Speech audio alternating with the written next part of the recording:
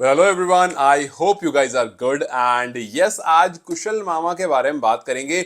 लेकिन एक छोटा सा एंगल जो शायद मैं बहुत टाइम से समझाने की कोशिश कर रहा हूं नेपाल फैंस को, लेकिन शायद समझा नहीं पाया। तो आज कोशिश करूंगा इन्हीं के कुछ स्टार्ट दिखाकर और नेपाल के उन टॉप 5 प्लेयर्स के बारे में बात करके, जिससे शायद अब से पहले मैंने कोशिश की होगी 2-3 बार और मुझे ऐसा लगता है मैं वो कन्वे नहीं कर पाया हूं। सो यस, आज भी एक बार कोशिश करूंगा, बट यस, कुशल मामा के एंगल से आज बात करेंगे। तो सबसे पहले एक बार जब हम लास्ट ईयर देखते हैं कुशल की तरफ और एक बार जब हम इस साल देखते हैं, तो काफी डिफरेंस है। और अगर आपको याद होगा, जब कुशल परफॉर्म नहीं कर रहे थे तो एक पॉइंट ऐसा था जब आप, मैं और शायद नेपाल का हर क्रिकेट फैन यही कह रहा था कि यार शायद कुशल बुटेल को ना थोड़ा सा ब्रेक चाहिए।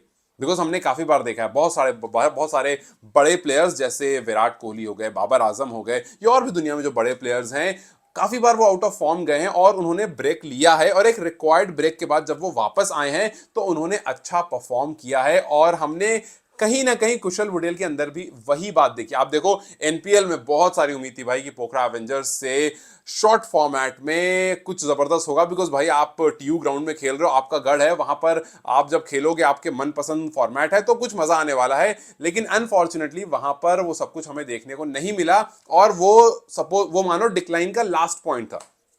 उसके बाद जब आप नेक्स्ट ईयर पहुंचते हो, आप खेलते हो जय ट्रॉफी। जय ट्रॉफी में आपने लगाए 204 रन 7 इनिंग्स में और आप बन गए थर्ड हाईएस्ट रन गेटर और थर्ड मोस्ट विकेट टेकर। सो आपने विकेट, क्योंकि विकेट्स वो पहले भी ले रहे थे और हमने इस बारे में बात की थी कि यार विकेट अगर आप लेते भी रहोगे ना और रन नहीं करोगे तो आप टीम का एज अ होल कुछ खास सपोर्ट नहीं कर पाओगे। बिकॉज विकेट्स लेने के लिए बहुत सारे प्लेयर्स हैं, आपको मेनली रखा गया टॉप ऑर्डर में रन स्कोर करने के लिए। अगर आप रन स्कोर कर रहे हो और विकेट नहीं ले रहे हो, किसी को कोई हर्ज नहीं होगा, बिकॉज आपका असल काम जो है वो आप कर रहे हो। तो जब आप जय ट्रॉफी में आए, आप थर्ड हाईएस्ट रन गेटर बने, आप थर्ड मोस्ट विकेट टेकर बने और फिर सबको उम्मीद आई कि यार यहां थोड़ा अलग लगे, हो सकता है कुशल बुटेल जो है वो कम बैक कर ले। और फिर उसके बाद अर्जुन ट्रॉफी आती है, वहां पर आप 168 रन बनाते हो 5 इनिंग्स में, वहां पर आप हाईएस्ट रन गेटर रहते हो और टॉप मोस्ट विकेट टेकर भी रहते हो। फिर सबको लगता है कि भाई कुशल, वो कुशल आ रहा है जो सब कुशल मंगल कर देगा। फिर उसके बाद आती है कोशी टी20 लीग, वहां पर आप 178 रन लगाते हो, टूर्नामेंट के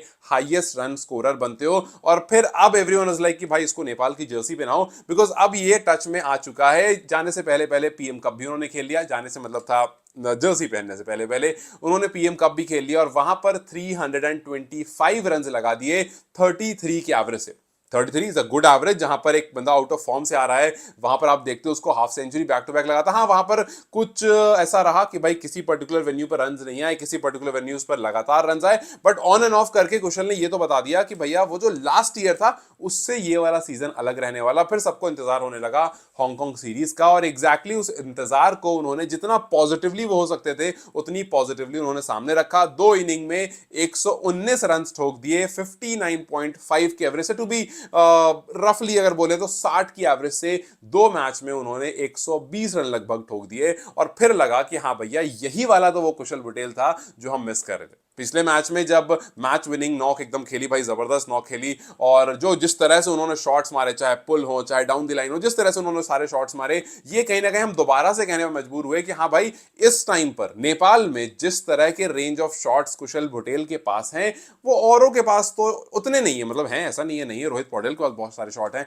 आसिफ के पास बहुत सारे शॉट्स हैं, लेकिन शायद इस रेंज में कहीं ना कहीं टॉप पर इस टाइम पर बैठे हैं कुशल बुटेल। और ये बात सच भी है, जिस तरह से वो नई बॉल को खेलते हैं वो भी सच है। और मैंने जैसा पिछली वीडियो में बात की थी कि बस एक छोटी सी चीज है जो मैं वाकई चाहता हूं कि स्टुअर्ट लॉ जब आए तो उसको इन प्लेयर्स में, जैसे आसिफ हो गए, रोहित हो गए, दीपेंद्र आयरी हो गए खास करके, और फिर कुशल बुटेल हो गए, इन कुशल मल्ला का नाम इसलिए नहीं ले रहा हूं बिकॉज यार वो ऑलरेडी बहुत पीछे हैं, उनको बहुत कुछ करने की जरूरत है अभी। जिस तरह से कुशल फॉर्म में आए हैं बुटेल, उसी तरह से आई होप कि ये दोबारा से कुछ, यार हमें एनपीएल में अच्छा टच दिखा था उनका, उम्मीद थी कि आ गए वापस, उम्मीद थी रन करेंगे, बट अभी तक तो वैसा कुछ दिखा नहीं। बिकॉज भाई प्लेयर्स बहुत सारे आ गए हैं, अब ऐसा नहीं है कि आप कुशल मल्ला ने परफॉर्म नहीं किया तो फिर कोई मुड़कर नहीं देखेगा या फिर कोई बोलेगा कि यार ऑप्शन नहीं है। अब तो ऑप्शन भरा पड़ा है, लाइन लगी पड़ी है, आप किसी को भी ला सकते हो। और अगर मल्ला ने परफॉर्म नहीं करा तो हो सकता है फिर वो एनपीएल तक ही रह जाएंगे और बहुत सारे प्लेयर्स हैं जो ओवरटेक भी कर लेंगे। खैर, सो जिस तरह से कुशल बुटेल वापस आए वहां पर फिर चीजें बदल गई। और मैं जैसे मैं कह रहा हूं कि आई रियली वांट के स्टुअर्ट लॉ जो हैं वो कुछ चीजों पर, जैसे गैप्स में किस तरह से खेलते हैं, किस तरह से आप लेट्स से आपने 50 बॉल खेली, उसमें से आपने 10 बाउंड्री लगाई, जो बची हुई 40 बॉल है उसको आप किस तरह से खेलते हो, ना कि सिर्फ आप डॉट डॉट डॉट या मिस मिस, उसको आप किस तरह से स्ट्राइक रोटेट करते हो, किस तरह से आप गैप्स में ड्राइव करते हो। ये वो दो चार चीजें हैं जो नेपाल के प्लेयर्स अगर इंप्लीमेंट कर लिया, अगर जैसे दीपेंद्र आयरी अगर उन्होंने इस पर काम कर लिया, तो आई एम टेलिंग यू कि आप एकदम रैपिड ग्रोथ देखोगे। और मुझे स्टुअर्ट लॉ से भाई बहुत उम्मीद है इस पर्टिकुलर सेक्टर में, कि जहां पर आप स्ट्राइक रोटेशन और गैप फॉर्मेशन, जो बैटर्स जिस पर काफी मतलब काम ऑब्वियसली करते होंगे यार, तभी यार ये नेशनल साइड को रिप्रेजेंट कर रहे हैं, जाहिर सी बात है काम करते हैं, बट कहते हैं ना लर्निंग खत्म नहीं होती, आप हमेशा एक पॉइंट बेहतर होना चाहते हो। सो आई विल वेट कि वो एक पॉइंट बेहतर हमें कैसा दिखता है। खैर कुशल बुटेल के बारे में अगर बात करूं तो अब इस टाइम पर नेपाल क्रिकेट में उनके पास सबसे ज्यादा 50 प्लस स्कोर्स हो गए। जब मैं 50 प्लस की बात कर रहा हूं तो मेरा मतलब यह है कि अगर वो सेंचुरी भी है तो मैं इसी में काउंट, मतलब 50 से ऊपर, चाहे वो 60 हो, 70 हो, 80 हो, 90 हो, 100, 105 जो भी हो, 50 प्लस की बात कर रहा हूं, सिर्फ हाफ सेंचुरीज की बात नहीं कर रहा हूं। सो इस टाइम पर नेपाल में सबसे ज्यादा 50 प्लस स्कोर अगर किसी के पास है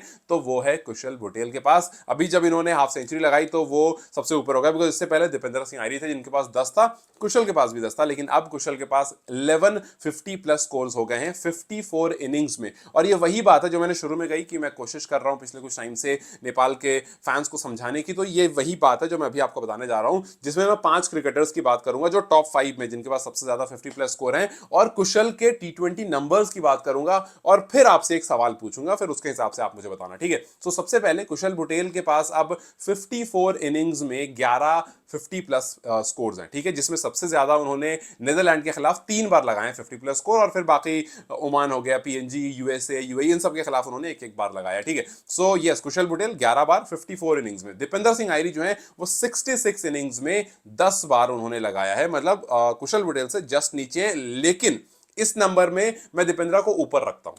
अब आप ये सोचोगे कि यार इनको ऊपर क्यों रखोगे, मतलब आयरी का तो 10 बार है ना, और कुशल बुटेल का तो 11 बार है, तो फिर दीपेंद्र आयरी को ऊपर क्यों रखोगे। और इनके तो इनिंग्स भी ज्यादा, दीपेंद्र आयरी ने 66 इनिंग्स में 10 बार 50 प्लस स्कोर लगाया है, वहीं आप देखोगे कुशल बुटेल की तरफ तो 54 इनिंग्स में 11 बार है। सो उनकी इनिंग्स भी कम है, उनके रन्स भी ज्यादा है, इनकी इनिंग्स भी ज्यादा है, और नंबर ऑफ 50 प्लस भी कम है। ऊपर रखने का सिर्फ एक रीजन होगा कि भैया आयरी जितना नीचे आते हैं ना, वहां आकर के 50 प्लस लगाना बहुत बड़ी बात है, क्योंकि आप कल का ही मैच इमेजिन कर लो, कल क्या हुआ, कल सारा का सारा स्कोर तो कुशल बुटेल और आसिफ शेख ने लगा दिया। सो ऐसे बहुत सारे मैचेस रहते हैं जहां पर आसिफ और कुशल ही सारा स्कोर लगा देते हैं, और जब तक आयरी आते हैं उतनी बॉल ही नहीं बचती है, उतने रन ही नहीं बचते। तो आयरी ने अगर 66 इनिंग में 10 बार 50 प्लस बना दिया है, तो इसमें 66 में बहुत सारी इनिंग्स ऐसी भी रही होंगी जहां पर आयरी ने 10 12 15 20 रन बनाए होंगे और टीम मैच जीत गई होगी या टीम मैच हार गई होगी, तो उनको उतना मौका ही नहीं मिला होगा। सो सबसे ज्यादा चांसेस टॉप ऑर्डर बैटर के पास होता है। इसीलिए अगर आप दुनिया में कहीं भी चले जाओ,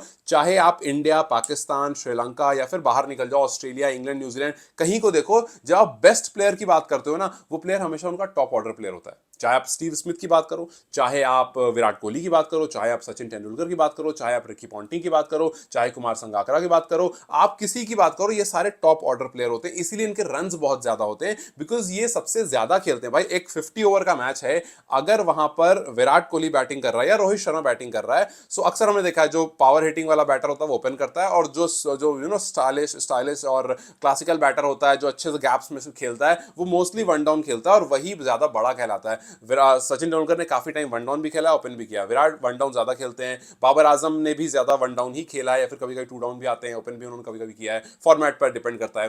फिर आपको रिकी पॉन्टिंग काफी बार वन डाउन आता है, स्टीव स्मिथ काफी बार वन डाउन। सो आप उनको देख लो, एलिस्टर कुक को देख लो, या फिर आप जो रूट को देख लो, ये सारे वो प्लेयर हैं जो टॉप ऑर्डर वाले प्लेयर हैं। तो जाहिर सी बात है जब ये बैटिंग करने आते हैं, ये पूरे 50 ओवर खेलने आते हैं, अगर आप 50 ओवर फॉर्मेट की बात करोगे। और वहीं आप बात करो MS धोनी की, आप बात करो युवराज सिंह की, आप बात करो और प्लेयर्स की जो नीचे आते हैं, तो उनको भाई वो जब तक आते हैं ना, ओवर ही बच रहे होते हैं 20, अगर 50 ओवर का फॉर्मेट है, या अगर T20 फॉर्मेट है, ओवर ही बच रहे होते हैं 5 या 6। तो इन दोनों को तो आप कंपेयर ही नहीं कर सकते हो ना। सो ये बात काफी बार ऐसा हुई है जहां पर मैंने देखा है लोगों को कंपेयर करते हुए कुशल बुटेल और दीपेंद्र आयरी को T20 में। तो कंपैरिजन नहीं कर सकते हो आप, इसलिए कंपेयर नहीं कर सकते हो बिकॉज कुशल बुटेल एक टॉप ऑर्डर प्लेयर है, एक ऊपर आके खेलने वाला प्लेयर है। जब बुटेल बैटिंग करने आते हैं तो 20 ओवर बचे रहते हैं, लेकिन जब आयरी बैटिंग करने आते हैं तो 20 ओवर नहीं बचे होते हैं, 5 6 या 7 ओवर बच रहे होते हैं या 8 ओवर बच रहे होते हैं। कभी कभी ऐसा होता है कि जल्दी विकेट जब गिर जाती है तो आयरी आते हैं तो 15 ओवर बच रहे होंगे, लेकिन फिर भी बुटेल से कम ओवर ही उनको खेलने को मिलते हैं और वो प्रेशर सिचुएशन में आते हैं। कुशल बुटेल जब आते हैं एकदम फ्रेश, 0-0-0, 0 ओवर, 0 बॉल,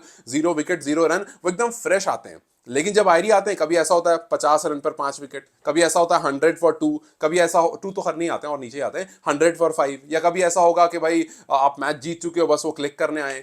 तो कभी भी इन दो प्लेयर को आप कंपेयर नहीं कर सकते। खैर, आई होप कि मैं अब समझा पाया हूँ। तो जब भी आप कंपैरिजन करो, आप कंपैरिजन करना कुशल बुटेल का आसिफ शेख से, रोहित पौडेल से, बिकॉज ये टॉप ऑर्डर के बैटर हैं और इनका नाम इस लिस्ट में भी है। सो आयरी का नाम इस लिस्ट में होना बहुत बड़ी बात है। खैर, Dipendra Singh आयरी 66 inning 1050 plus score. Asif की अगर बात करो, तीसरे नंबर पर आसिफ हैं जिन्होंने 56 इनिंग्स ली हैं, 7 बार 50 प्लस स्कोर उन्होंने बनाया है, जिसमें सबसे ज्यादा बार उन्होंने यूएई के खिलाफ 2 बार 50 प्लस लगाया और बाकी टीमों के खिलाफ एक एक बार। आयरी ने सबसे ज्यादा नीदरलैंड के खिलाफ 2 बार और फिर बाकी टीमों के खिलाफ एक एक बार लगाया। फिर अगला नाम जो है वो रोहित पौडेल का है। रोहित ने 58 इनिंग्स में 7 बार 50 प्लस स्कोर लगाया, सबसे ज्यादा ओमान के खिलाफ 2 बार लगाया, बाकी टीमों के खिलाफ एक एक बार लगाया। सो आप देखो, आसिफ ने लगाया 7 बार 56 इनिंग्स में, रोहित ने लगाया 7 बार 58 इनिंग्स में, कुशल ने लगाया 54 इनिंग्स में 11 बार। सो इसलिए कुशल जो है वो सबसे ऊपर है। और फिर अगला नाम जो है वो है पारस दाई का। पारस खड़का 32 इनिंग्स में 5 बार 50 प्लस स्कोर लगाया। लेकिन अगर आप फिर कंपैरिजन करने आओगे तो बता दूं कि पारस दाई जिस टाइम पर खेल रहे थे और आज के टाइम की जो क्रिकेट है, बहुत आई नो बहुत मतलब ऐसा नहीं है कि 15 साल पहले की बात है, आई एम जस्ट सेइंग कि अब जो है वो नेपाल ज्यादा अच्छे एक्सपोजर के साथ डील कर रहा है। अब जो है नेपाल आने वाले टाइम में और बेहतरीन एनपीएल होगा और दो चार और सीजन के बाद आप देखना कि कुशल बुटेल जो है और निखर कर आएंगे, आयरी जो है और निखर कर आएंगे, क्योंकि एक्सपोजर जो है वो बढ़ जाएगा। स्टुअर्ट लॉ का एक पूरा 2 साल का टेन्योर होगा, मुझे बहुत उम्मीद है स्टुअर्ट लॉ से यार। 2 साल का टेन्योर, चीजें और बेहतर होंगी और प्लेयर सीखेंगे। सो यस, जो पारस खड़का के नंबर्स हैं वो उस टाइम पर हैं, उन्होंने नेपाल क्रिकेट को दुनिया के सामने रिप्रेजेंट कराया है और जिस तरह से उन्होंने ग्रो कराया, इसको और लेकर आगे जा रही है टीम। हालांकि हम इस बारे में काफी बार सुनते हैं कि पिछले 10 सालों में नेपाल जो है वो वहीं की वहीं खड़ी है और अफगानिस्तान जो है वो काफी आगे निकल गई। उसका भी रीजन एक्सपोजर ही है। जिस तरह से अफगानिस्तान क्रिकेट को एक्सपोजर मिला है, वो एक्सपोजर ही एक बहुत बड़ा रीजन है। खैर, उस पर अभी नहीं जाएंगे, अभी बात करेंगे हम कुशल बुटेल के बारे में। सो कुशल बुटेल की अगर आप इनिंग्स देखोगे, T20 इनिंग्स, तो वहां पर यूल नोटिस वन थिंग कि 54 इनिंग्स जो कुशल ने खेली है, जिसमें लगभग 1500 रन उन्होंने बनाए, 1500 एग्जैक्टली बताऊं तो 1417 रन उन्होंने बनाए हैं। उनका हाईएस्ट 104 रन है, फिलीपींस के खिलाफ आई गेस वो आया था, और एवरेज जो उनका है वो 29.52 का। अब यहां पर भी एक बात बताऊंगा आपको कि, और देखो मैं क्रिकेट के ही आसपास बातें करता हूं, सो आई होप कि मैं वो ट्रोलिंग और रोस्टिंग की तरफ जाना ज्यादा प्रेफर करता नहीं हूं, बिकॉज हम क्रिकेट ही बात करने यहाँ पर बैठे हैं। सो यहां पर ये लाइन मैंने इसलिए बोली बिकॉज इस लाइन पर लोग ट्रोल करते हैं। सो कुशल बुटेल जो है उन्होंने अब तक 54 इनिंग्स खेली हैं और लगभग 1500 रन उन्होंने बनाए हैं। उनका एवरेज लगभग 30 का है और स्ट्राइक रेट 131 का है। अब आप सुनो मेरी बात, हो सकता है आप में से बहुत लोग बोलो कि यार ये क्या नंबर है, मतलब एक बंदा जिसने T20 की आप बात कर रहे हो, 54 इनिंग में उसका एवरेज 29 का है और स्ट्राइक रेट 131 का है, मतलब ये तो एक एवरेज प्लेयर का नंबर है। आप इसको कैसे, मतलब उसको बेस्ट प्लेयर कैसे बता सकते हो? बेस्ट प्लेयर इसलिए बता सकते हैं because he is the best Nepal player at this moment in T20 format. उसके नंबर्स ये बात बताते हैं। आप कभी भी कुशल बुटेल के नंबर को बाबर आजम के नंबर के बराबर में रख के नहीं देखोगे। बाबर आजम को जो एक्सपोजर मिला है वो एक अलग लेवल का, पाकिस्तान क्रिकेट एक अलग लेवल की। आप श्रीलंका के किसी टॉप ऑर्डर बैटर को लाकर नहीं रखोगे। मैं इंडिया का नाम नहीं ले रहा हूं बिकॉज आप लोग बोलोगे आप इंडिया के हो इसलिए इंडिया की बात करो, इसलिए मैं अदर नेशन की बात कर रहा हूं बिकॉज मैं यहां पर ट्रोलिंग वाला एंगल बिल्कुल नहीं लेना चाहता हूं। सो अगर चलो इंडिया भी ले लो, इंडिया के किसी प्लेयर को उठा के देख लो, सूर्य कुमार यादव का देख लो, T20 का काफी बेहतरीन प्लेयर है, तो उसके नंबर्स, उसका स्ट्राइक रेट जो है वो तो इसमें आप कंपेयर नहीं कर सकते बिकॉज भाई वो एक अलग एक्सपोजर का खिलाड़ी है। जिस तरह से उसको जितनी हेल्प मिली है, उसको जितना सब गाइडेंस मिली है, जितने कोचेस मिले हैं और जितना सब कुछ मिला है, वो अभी कुशल बुटेल को नहीं मिला है। जब बाबर आजम को आप देखोगे, बाबर आजम की कोचिंग, बाबर आजम की डाइट, बाबर आजम का पूरा ओवरऑल लिविंग स्टाइल, जिस तरह से वो अपनी क्रिकेट को मोल्ड करते हैं अपनी लाइफ में, और जिस तरह से जितनी क्रिकेट वो क्रिकेट खेलते हैं, आप देखो ना भाई, जितनी क्रिकेट अगर पाकिस्तान टीम देख लो वो खेलती, क्या उतनी क्रिकेट नेपाल टीम खेलती है? नहीं खेलती है ना। जब आप नंबर ऑफ मैचेस ही कम खेलोगे तो इसका मतलब आपको एक्सपीरियंस कम है। आपको एक तो एक्सपीरियंस कम, दूसरा आपका एक्सपोजर कम, तीसरा आपके पास कोचेस वर्ल्ड लेवल के नहीं, चौथा आपके पास ग्राउंड वर्ल्ड लेवल। भाई इन चीजों को सब सामने रखोगे और फिर देखोगे कुशल बुटेल का एवरेज 30, लगभग 30 का और 131 का स्ट्राइक रेट, तब आपको समझ में आएगा कि यार कंपैरिजन आप उनसे करो जो बराबर के हैं। आप उनसे कंपैरिजन मत करो कि भैया बाबर आजम जो है भाई उनके पास बहुत सब कुछ है, उन वो क्रिकेट के लिए उनके पास हो सकता है एक अपना ग्राउंड होगा, एक अपनी पिच होगी या 5 अपनी पिच होगी। जैसे जब मैं मोहम्मद शमी से मिलने गया था, उन्होंने अपने घर के जस्ट पीछे अपनी पिचेस बना रखी है, 3 पिच बनी हुई है, और जिसमें एक पिच है जिसमें वो सबसे ज्यादा बॉलिंग करते हैं, उनकी अपनी पिच है, उनका पूरा सेटअप अपना बना हुआ है कि जब वो घर पर भी रहते हैं तो वहां, और प्रॉपर ग्राउंड है और वो उनका अपना है, मतलब वो किसी का नहीं, वो प्राइवेट प्रॉपर्टी है, उनका अपना ग्राउंड है, उनकी अपनी पिचेस है, वो उस पर लगातार काम कराते रहते हैं, पिचेस में चेंजेस कराते रहते हैं।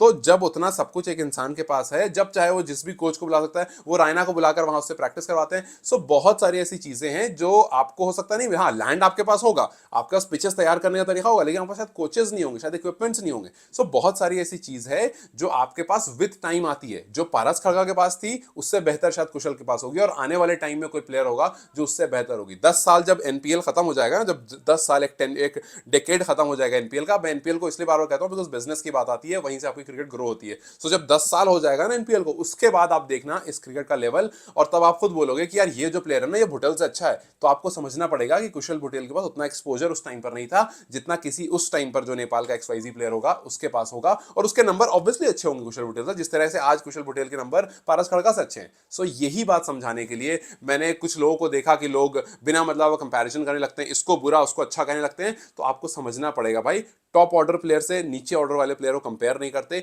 एक जनरेशन गैप वाले प्लेयर को कंपेयर नहीं करते। जिस टाइम पर शोएब अख्तर ये बात काफी बार कहा करते हैं कि जिस टाइम पर सचिन तेंदुलकर खेला करते थे उस टाइम पर ही क्रिकेट, और आज जिस टाइम पर विराट कोहली खेला करते हैं उस टाइम क्रिकेट में बहुत आसमान जमीन का फर्क है। इसीलिए विराट चाहे 100 सेंचुरी लगा दे या उससे भी ज्यादा लगा दे, सचिन का रिकॉर्ड भी तोड़ दे, मेरे लिए सचिन ज्यादा अच्छा और ज्यादा महान प्लेयर होगा। ये शोएब अख्तर की जबानी है।